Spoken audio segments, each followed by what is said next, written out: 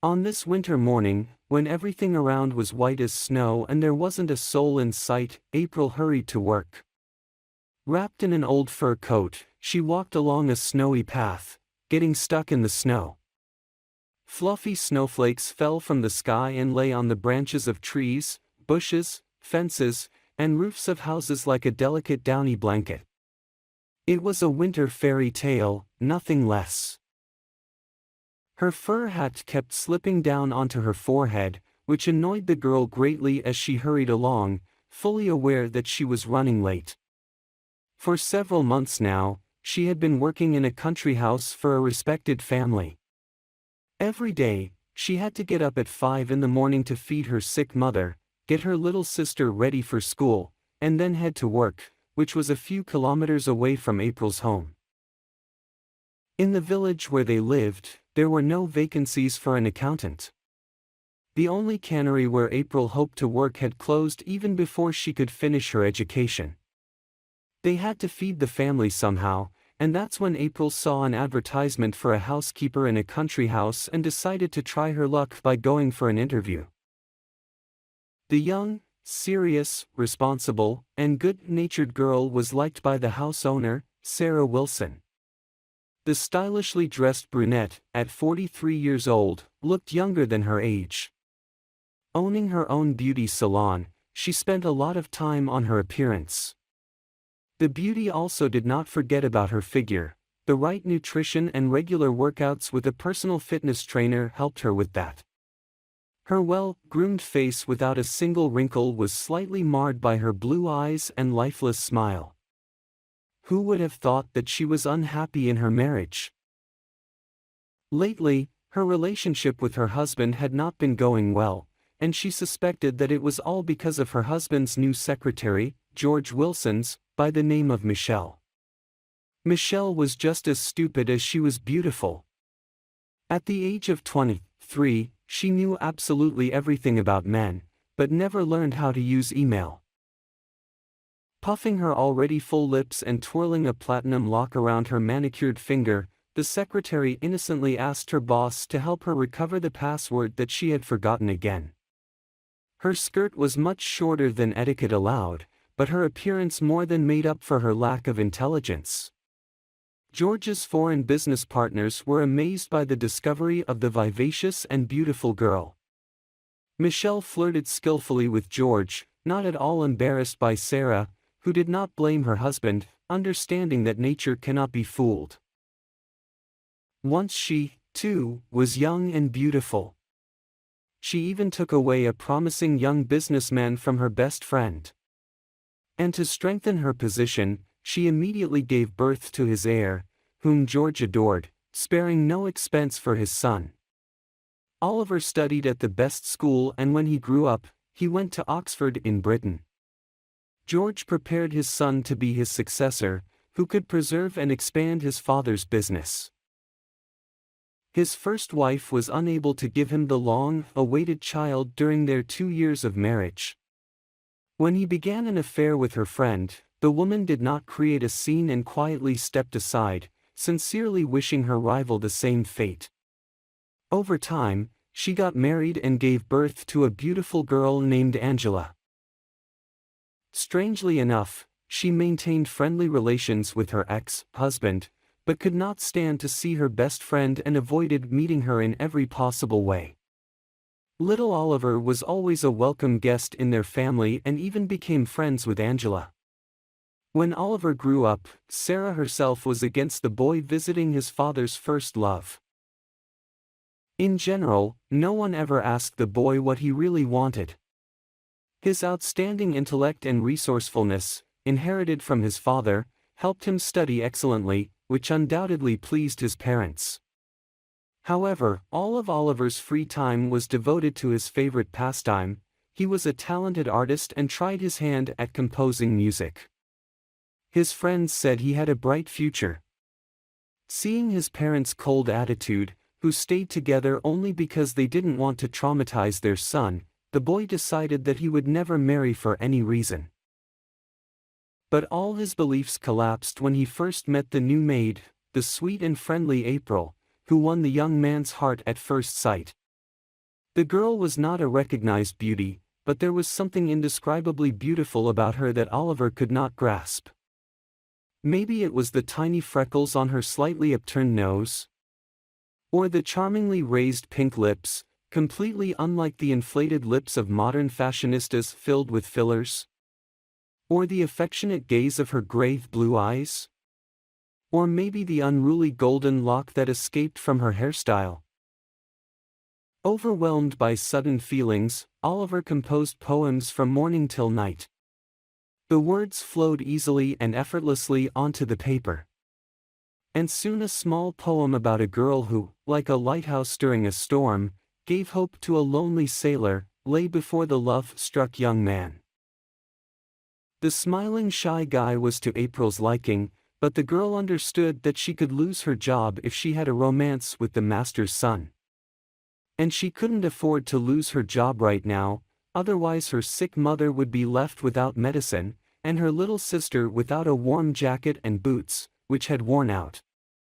There would be nothing to pay for utilities, and there would be nothing to eat. Therefore, the sensible girl maintained a reasonable distance from the love-struck young man. Moreover, not long ago, April had an unpleasant conversation with Sarah.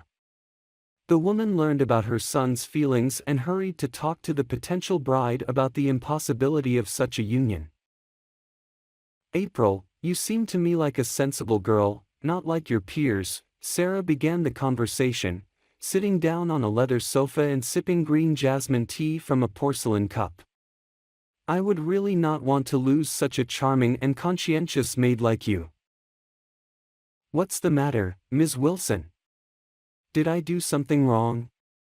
the girl asked, not understanding what she had done wrong. She regularly cleaned the rooms, bought only fresh products, and didn't forget to spend time in the garden, Sarah's beloved creation and joy.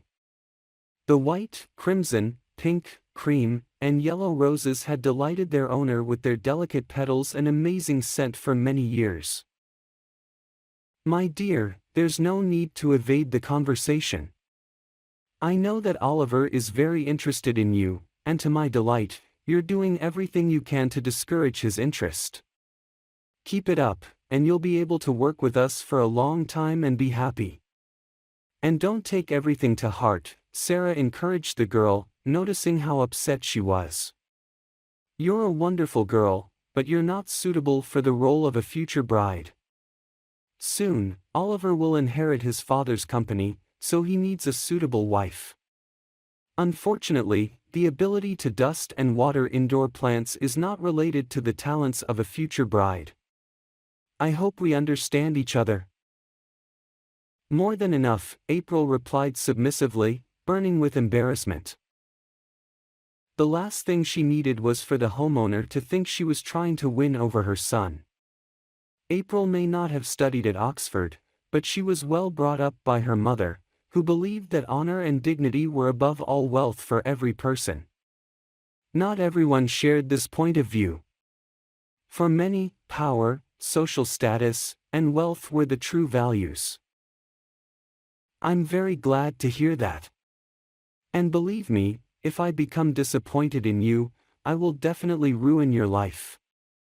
And you have a sick mother and a little sister who need to be dressed, fed, and tutored, right? So, I advise you not to cross me, or you will regret your foolish decision. And now, April, it's time for you to attend to your immediate duties," the woman said in a commanding tone, pointing April towards the door. April calmly walked out the door, but only after a few minutes. As she passed by Oliver's room, she gave in to tears. "Who is crying here?" asked the young man, who couldn't seem to finish his latest poem. "April, is that you? But why are you crying? Who hurt you?" Oliver tried to calm the weeping girl. "Don't touch me, all my problems are because of you," April exclaimed angrily, recoiling from him as if from a terrible snake. "But why do you say that? I haven't done anything bad to you." The guy was sincerely amazed. Stop paying attention to me, we are not a match. Otherwise, your mother will make such troubles for me that my whole family will suffer. Since my dad passed away, I am their only hope for a bright future. My mom has a weak heart, and my little sister needs to receive a decent education so that in the future she won't have to clean floors in the houses of the rich, who can ruin her life. So that's what it's about? I will definitely talk to my mother. Nobody is allowed to hurt you, April. And now let's go to the room, I'll treat you to the most delicious pastries in the whole world. April understood that she shouldn't agree to this offer, but she was bewitched by the calm voice and friendly gaze of his brown eyes, so the girl obediently followed the young man. On the bed, she noticed unfinished love poems and quite talented sketches. Her face was on each drawing. In some, she was laughing, in others, she was thoughtfully looking away, and in the third, she stood with her back to the artist. One portrait particularly caught her eye, where she seemed to be sleeping. Her eyes were closed, and her golden, chestnut hair was loose and like a blanket covering her figure. The embarrassed young man completely forgot about the creative mess in the room and tried to collect the sketches, but they only scattered in the air and gently fell to the floor in front of the girl, whom nobody had ever dedicated poems or painted pictures for. April, I remember every little feature of your face, every mole and freckle. The young man approached closely and gently touched her cheek. If you give me a chance, I promise to make you happy.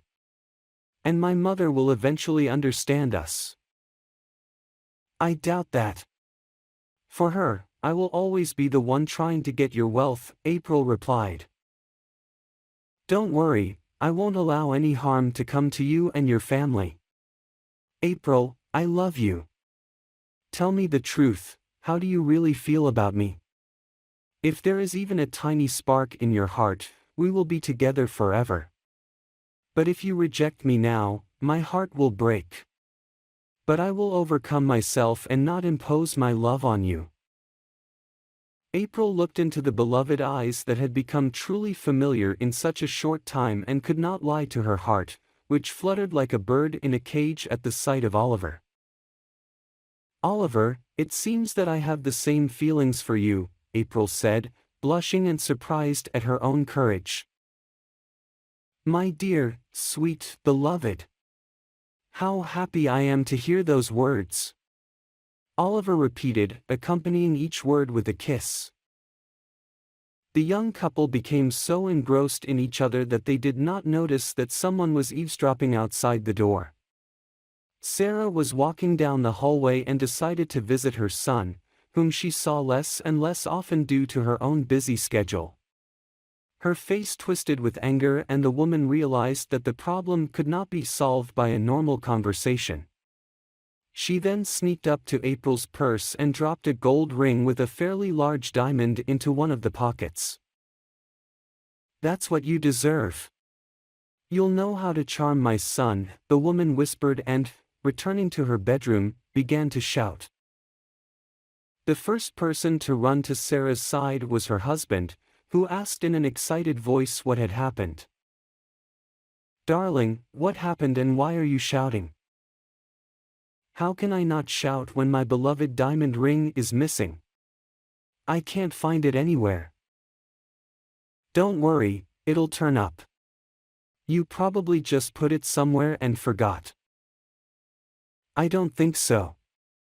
Someone probably took it. It's an antique ring worth a fortune. Who could have taken it?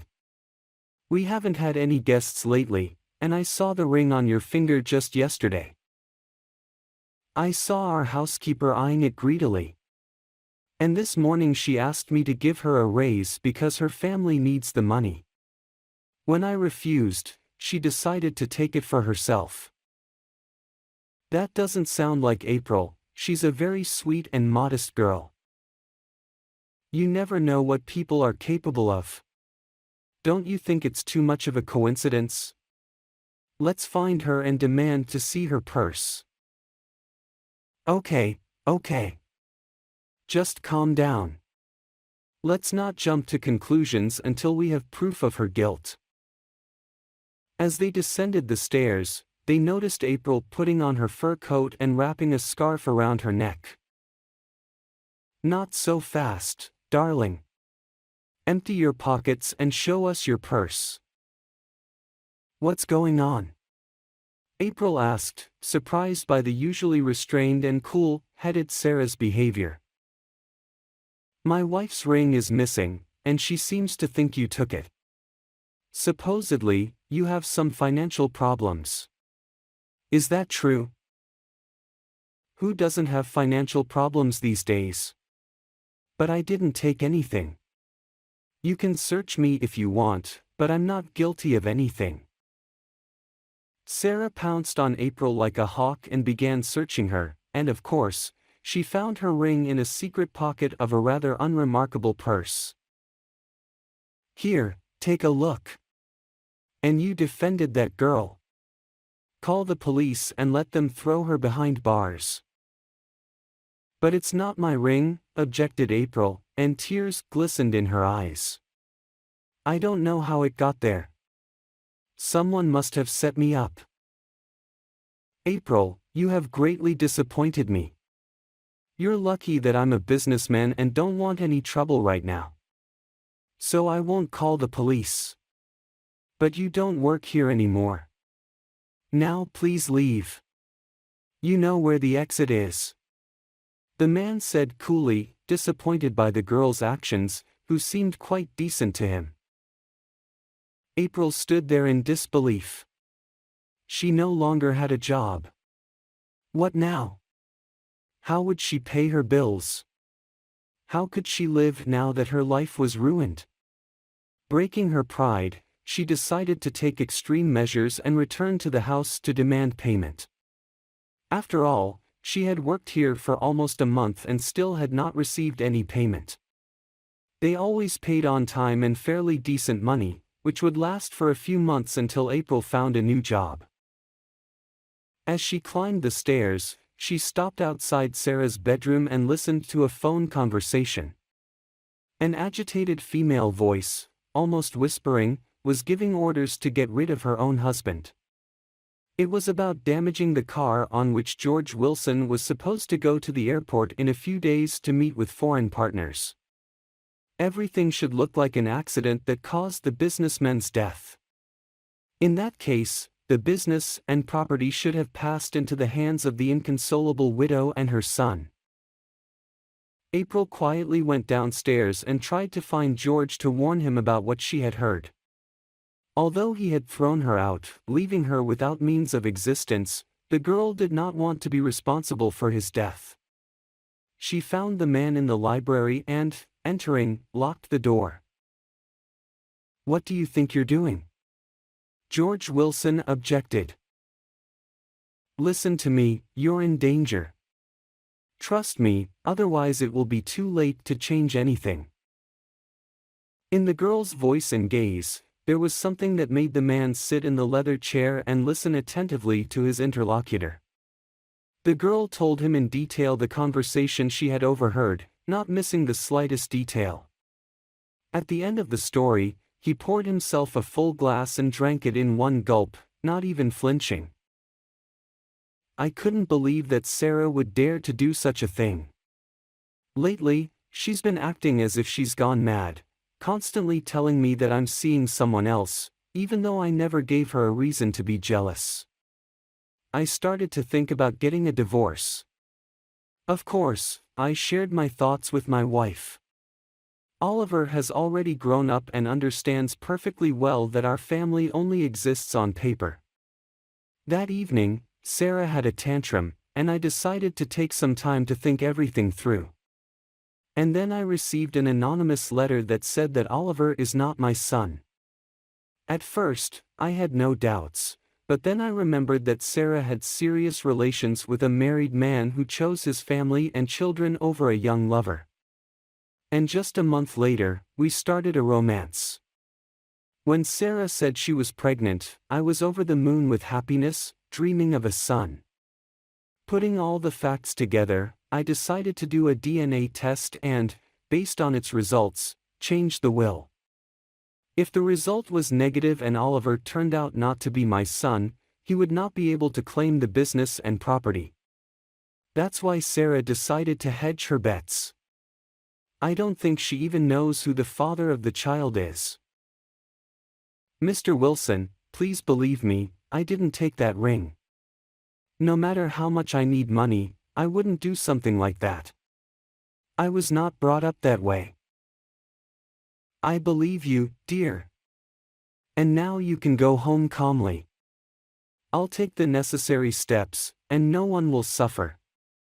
By the way, I'm expecting you at work in a week. Thank you. You have no idea what this job means to me, April replied gratefully and left the mansion with a light heart. After some time, the girl learned about the latest events that were being shouted about in all the newspapers. No one knows where the information leak came from, but reporters became aware of all the tragic details. Sarah Wilson was declared insane, and therefore her intentions towards her husband were not subject to criminal responsibility. She was subjected to compulsory medical measures by the court. George miraculously escaped death. He eventually took a DNA test, which confirmed that both spouses' fears were completely unfounded and that Oliver was the son of a well-known businessman. The young man could not forgive his parents' betrayal and, withdrawing money from his account, went to France and proposed to April. Their friendly family was very happy. Years later, when Oliver and April had their own children, they returned to homeland to visit their father, who was berating himself for excessive suspicion. Sarah had completely recovered, and now she and George were experiencing a second youth, having bought a house in Spain. Oliver and April forgave the people who had caused them a lot of grief. But, as they say, you don't choose your parents. For several years, Oliver successfully headed his father's company, and April was always by his side, illuminating the darkness in which the young man had long been.